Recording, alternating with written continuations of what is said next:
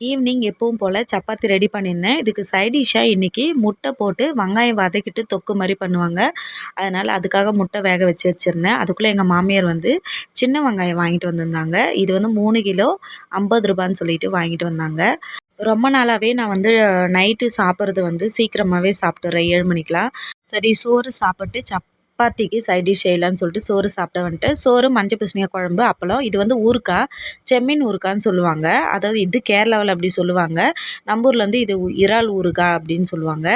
சோறு சாப்பிட்டு முடிச்சுட்டு சப்பாத்திக்கு சைட் டிஷ் ரெடி பண்ண வந்துட்டேன். இப்போ அடுப்பில் ஒரு பாத்திரம் வச்சுக்கிட்டு கடுகு சேர்க்காம ஒரே ஒரு வெங்காயத்தை ஸ்லைஸாக கட் பண்ணி சேர்த்துக்கிட்டு கொஞ்சமாக மஞ்சள்தூள், மிளகாத்தூள், உப்பு, தனியாத்தூள், அதுக்கப்புறம் கொஞ்சமாக சிக்கன் மசாலா தூள் இது எல்லாத்தையுமே சேர்த்துட்டு கொஞ்சமாக தண்ணி ஊற்றி வேக விட்டு எடுத்தால் இந்த மாதிரி சூப்பராக ரெடி ஆகிடும். நம்ம வேக வச்ச முட்டையை ஸ்லைஸாக கட் பண்ணி சேர்த்துக்கினா சூப்பராக வந்து சப்பாத்திக்கு சைட் டிஷ் ரெடி ஆகிடுச்சு. இந்த வீடியோ பிடிச்சிருந்தா லைக் பண்ணுங்கள். வீடியோ பார்த்ததுக்கு நன்றி.